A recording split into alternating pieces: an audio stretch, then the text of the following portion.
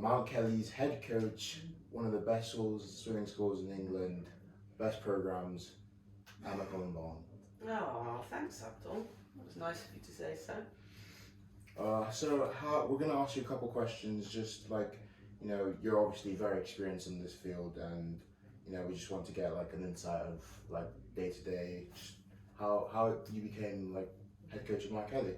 So as an early swimmer, did you, because obviously you swam, we saw like a couple things from Loughborough, but did you, like, who did you swim for, and like, what was your favourite event? Okay, well, historically I used to swim for a little club called Skipton Dolphins. Do you know where Skipton is, Abdul? No. No, Skipton is in the far depth of the north of England, really small town, and I just started swimming just because it was something to do, really. And then me and my sister ended up being quite good at it, so we moved on to City of Bradford, a good tough northern club, and training was hard. We were coached by the former head coach of Loughborough at that point. So he started at City of Bradford, so his name's Ian Alger. And then after that, my sister went on to Bath University and won a series of international medals. So she's won European, Commonwealth, World medals. And I went down to Loughborough, followed Ian to Loughborough. So I swam at Loughborough for, 5 years. And naturally, I was a distance swimmer, the complete opposite to you. Yeah. I wouldn't say I necessarily would call that my favourite event. Well, I know that. I watched that in training the other day. It's 800s, 1500s, and onwards. It takes a certain type of crazy to engage fully in events like that. To be fair, think about it, like 50s, you know what, there's like 50s, 1500s, I reckon, pretty even when it comes to how hard they are. Absolutely not. Think about it. Just different. Yeah, it's different. It's not that you can say to out and out sprint athletes they don't work as hard as distance swimmers. That's not true.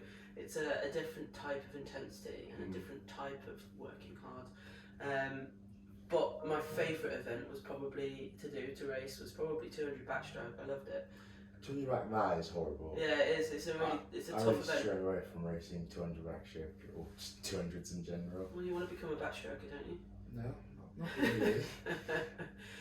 But yeah, so that was what happened there, and ultimately I did open water just because I was good at it, not necessarily because I enjoyed it. So to be fair, most distance swimmers do like a bit of open water. Yeah. So did you start as as your coaching career kind of grew? Was it Mount Kelly first, or did you start somewhere else? No. So I started coaching at Loughborough. So once I retired from swimming, I just got bored, basically, sitting at home while all my mates were still training. So I just said to Ian at the time, can I come along and help out? Yeah. So I picked up a stopwatch and started volunteering there. After a while, I then thought, I'm quite enjoying this. So I moved on to the local club, Loughborough Town. And coached there for a little bit, really small club, but again really enjoyed it. So then after that I thought potentially there might be a career in it, and there was an opportunity, a job came up at Millfield, so went for that one, and then the rest is history. Rivals. Yeah, I know. I'm an old Millfieldian in theory. How does that make you feel? I don't know. Like, you could be trying to you could all secretly be just a ploy. Oh, Abdul, you kidding? They sent you here to. Mount Kelly through and through. So I enjoyed my time at Millfield. It was good fun.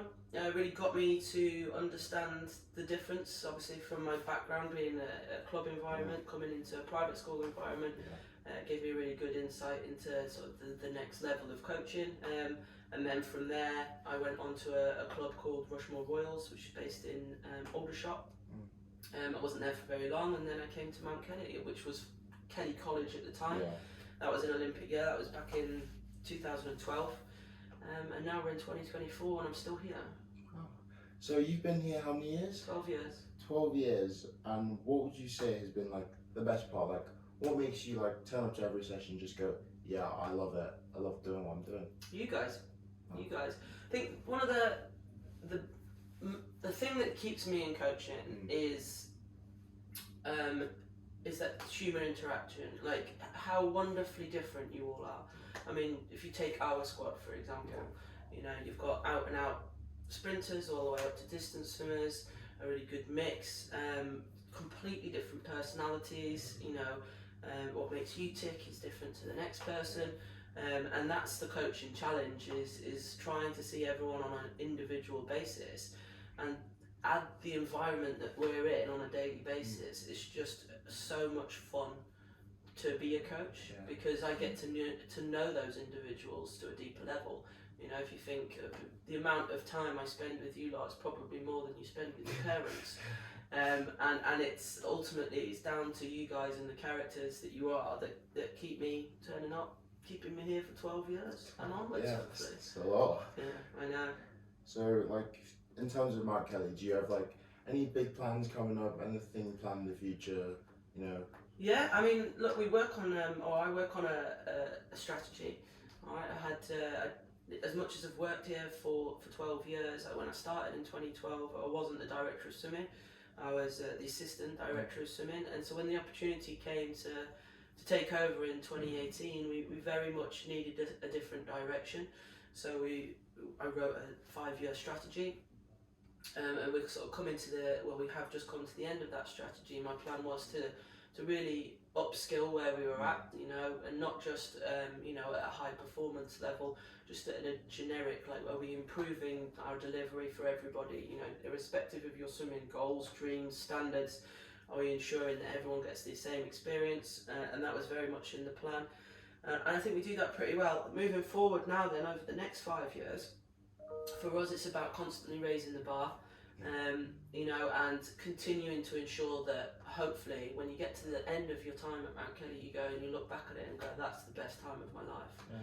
Like, you know, we're creating memories here, we're also setting you up with life skills and just general experience to go on to the next stage, whatever it might be. So the next 5 years will be about raising the standard across the board. You know, obviously one of the main focuses for us is setting up people into junior internationals, giving you opportunities to really explore the transfer into senior level swimming. So, you know, when you get to, how old are you now? You've got you for another 2 years, yeah. So in another 2 years' time, you're ready for the next challenge, and you know, you're ready to go out there and never look back, and that's the main goal, mate. So I've got a lot of people, like, you know, obviously I'm in the school, a lot of people like asking, like, is it really like that? Like, in the scenes always cheering each other on, like, is the sense of family really there? Do you think that's like helped build like such a great performance program? I think it's the single reason behind it. I think, you know, people talk about culture in whatever context, and think, you know, we talk about what we stand for, and we talk about culture, and we put it on a poster, and then we walk past it every day and never look at it again. All right, it's my job here to really reinforce the school values and also our team values to help you understand what's going to elevate your performance to the next level. And I hope to think that when you're stood there and it's coming down to that one particular swim that you've worked for, and you know you need to perform, that you don't feel alone. And that you stand on that block and you've got 180 people that want you to be the best you can be at that particular moment, and that's not easy to create. That's definitely something that's taken time, and I do think it's probably the leading reason behind our success. I mean, I don't know, I'll ask you that. Do you feel that? Yeah, no, like when I'm on the block, you know, it does kind of help me get me going. You know, I can't like try and lose, can't do this. You know, I mean, I got 108 people cheering me on. It just kind of like helps you, just gives you that extra push you need. Yeah, and I think like ultimately as well is swimming is obviously a sport. It's competitive. There are great sides of sport, competitive sport, and there are also some quite nasty sides to competitive sport. But one thing that, you know, I do feel that we do really well here is that, you know, your mates are genuine. So they genuinely, irrespective of whether you're competitors in the pool, you know, if you're both 100 freestylers and you both stood up and you're ready to rock and roll, you know that that person next to you that's got a Mount Kelly hat on the same as you wants you to do well. And we push each other on like that, you know, competition is healthy. I don't think anyone really wants it their own way, and I think that's why I quite enjoy this environment as well, because we have some amazing competition out there in this country. You know, the Millfields, the Ellesmeres, the Reptons, the Plymouths of the world. Yeah. We want that because every time they get better, we get better. Yeah. And I think it's the same in this environment, you know, with the people that you're training with and racing against. Yeah, it does kind of help, like everyone pushing each other. It just builds. You've had, I mean, I personally, I've been shocked like sometimes in training just by like some swimmers just doing like incredible things. Like obviously, just to name a couple, like Matt Ward, Federico, Yourself? I wouldn't say myself, maybe like Blythe or something. Like, have you been just like wowed? Like, I know you're the coach. You know like what they're capable of. Have you just been like wowed by any swimmer? All of you, all the time. I think you know this year we've got an incredibly talented team. Yeah. It's mind blowing. And over the years, you know, you do have your head turned by like certain athletes. You know, some people get in the water and it's just so easy for them. They have that thing. They talk about that one thing, and you know they come along few and far between. You mentioned Federico. He just had it. You know, whatever it is, he had it. You know, back in the Millfield days, you know, people like James Guy just had it. You know, and you stand there and think, oh, what a pleasure it is to be part of this journey in whatever capacity. But I suppose what I'd say is this year I look at the strength and depth of the athletes we've got across the board, you know, not just in elite squad in sprint, middle and distance. And sometimes I stand there and I just go, how unbelievably lucky am I to be able to work with athletes like yourselves, and the majority of people have it. It's something you can't really describe. But yeah, they've got it, and you know, obviously Matt, Blythe, you know, Holly, Erin, everyone that's sort of really we've worked with for 2 or 3, 4 years, just blow my mind, and they just keep on getting better and better, and so yeah, it happens quite a lot. Like obviously you've produced so many excellent swimmers, so many like top tier. What would you give like a piece of advice for like people? You know, a lot of people that they're not doing too well, like they're thinking of quitting. What would you say is like an advice that could just, you know, give them that extra, give them it? Yeah, give them it. It's stop thinking about performance. Stop thinking and obsessing about swimming fast. Just it doesn't help. It's everyone's on their own journey, and staying focused on the things that are right in front of you are super important. Sometimes when you look at you know, something that you're desperate for, like you haven't PB'd in a couple of years, you're desperate for that PB. You could create this thing that's almost unobtainable, and if you take your eyes off performance and focus on a couple of different elements, so what you can control in training. Develop yourself as a person outside the pool, because those traits and values will then be transferred into the pool.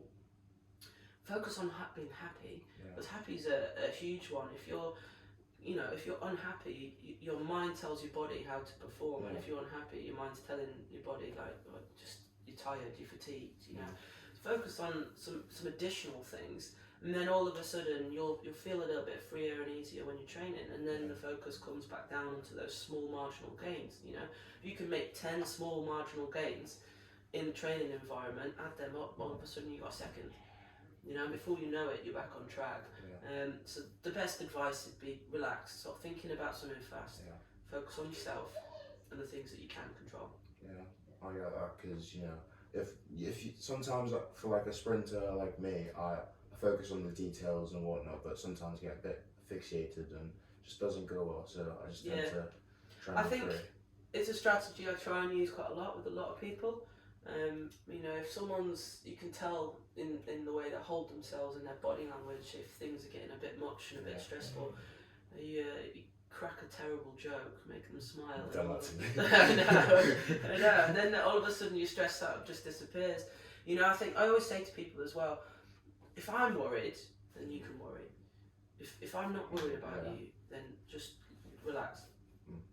And you know, there are times that I do worry about people, but I'll be open and honest about that and say, right, this is where we're at. I'm a little bit concerned. Let's put a strategy in place. But very rarely, you know, everyone will have their moment. All you got to do is stay consistent and enjoy yourself.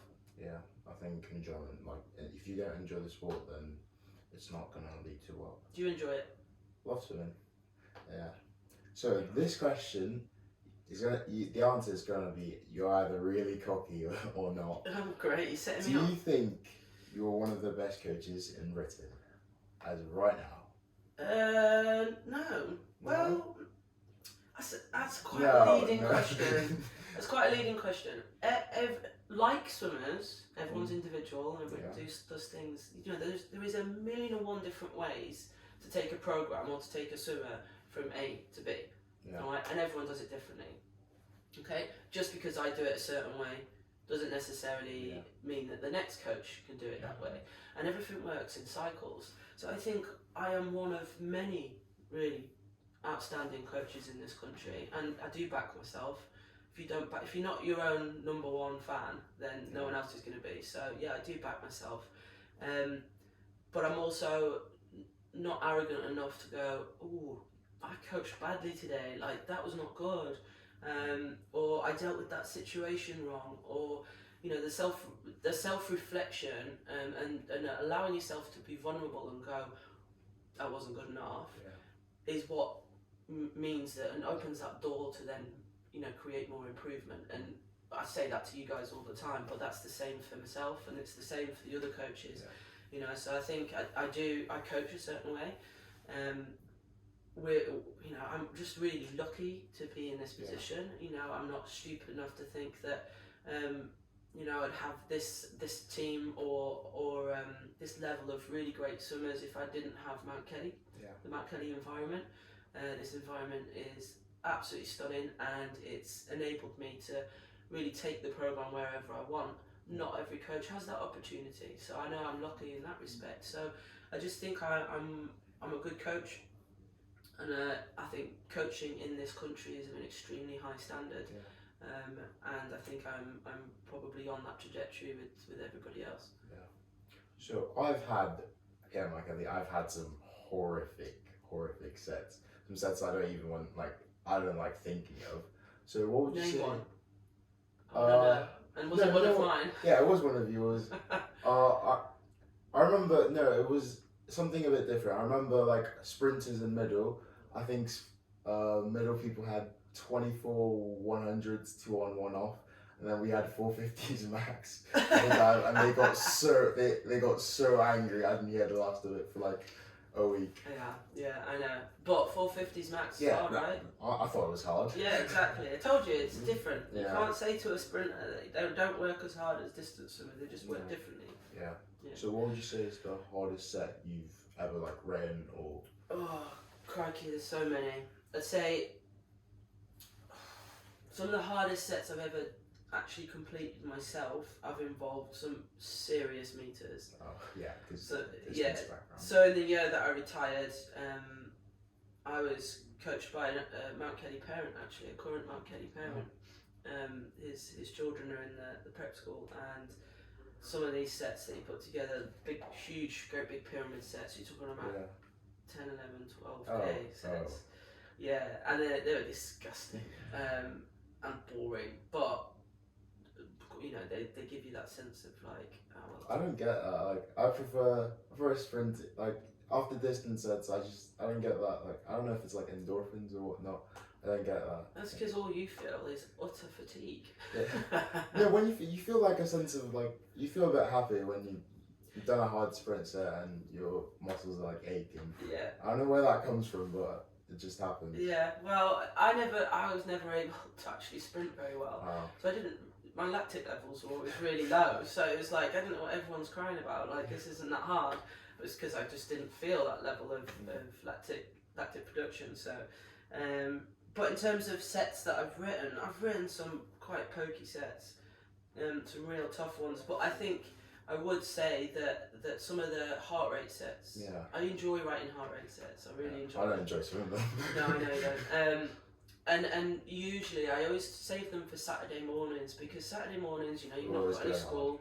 It's the last one, and if you get the music pumping, crank it up and get you guys firing, it's a goosebump set usually. I said to you guys last week that was the first goosebump set of 2024.